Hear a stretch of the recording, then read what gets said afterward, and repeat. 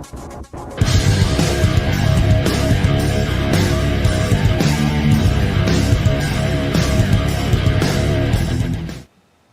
and welcome back to my kitchen. Today I'm going to be cooking from the official Ghostbusters cookbook, making Egon's famous mac and cheese. The ingredients I'll be using are some elbow macaroni, sharp cheddar cheese, Gruyere cheese, garlic powder, mustard powder, paprika, salt and white pepper, flour, butter, heavy cream, whole milk, and some crushed up cheese crackers. I chose to use Goldfish, but any cheese cracker will work here. And those are all of our ingredients. All the amounts will be listed down in the description as always. So let's go ahead and get moved over to the stove and I can start bringing the mac and cheese together.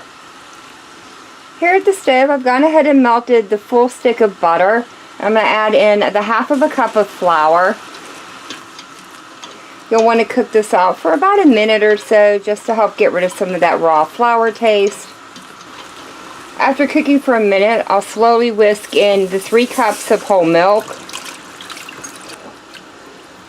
and the 1 cup of heavy cream. You'll want to continuously whisk this for about 1 or 2 minutes or until the milk warms up and it starts to bubble. And while I'm doing this, I'm going to go ahead and drop my pasta in boiling water and cook it according to the package directions. Now that my milk is warmed up, it started to thicken up as well. And I'm going to go ahead and add in the seasonings. Now that I have the seasonings stirred in, I've gone ahead and turned the heat off on the stove. And I did combine the 2 cheeses together and removed 1.5 cups of the combined just for a topping after we get this into our baking dish. And I will be melting this off the heat a little bit at a time so the cheese doesn't clump.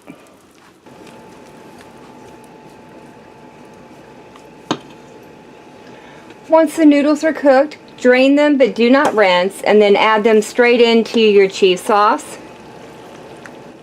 Then these get stirred together before being transferred into a 9 by 13 inch baking dish that I've lightly coated with cooking spray.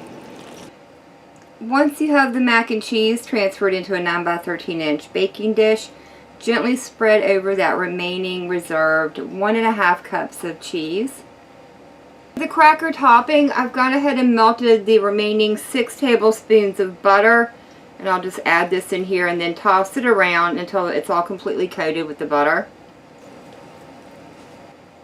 Now that I have this all mixed together, I'm evenly sprinkling it across the top of the mac and cheese. This now goes into a 350-degree oven where I'll bake for about 25 minutes or until it's nice and bubbly and the top has started to turn a golden brown. Once the mac and cheese came out of the oven, I did let it sit for about 10 minutes just to kind of let it cool down a little bit. And then now all I have left to do is try it out. Can't wait to dive in here and see what this tastes like. It's still very hot though. Definitely not as creamy as I thought it was going to be, but let's see what the taste is like. It's got a really good flavor to it. I like the addition of the cheese crackers on top. It adds just a little bit of a different cheese flavor. There are little spots of extra creaminess that I really like. And, you know, it is very cheesy. Overall, this is a very good mac and cheese. I don't know if I would make it again, but I definitely want to take components from it. Especially using the white pepper in it. I like that.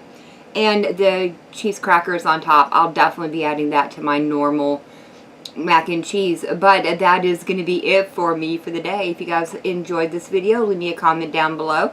If you tried this recipe out, let me know how it turns out for you. And as always, thank you all so very much for joining me today. I've been Girl. I hope you guys have enjoyed, and I hope I'll see you in the next one.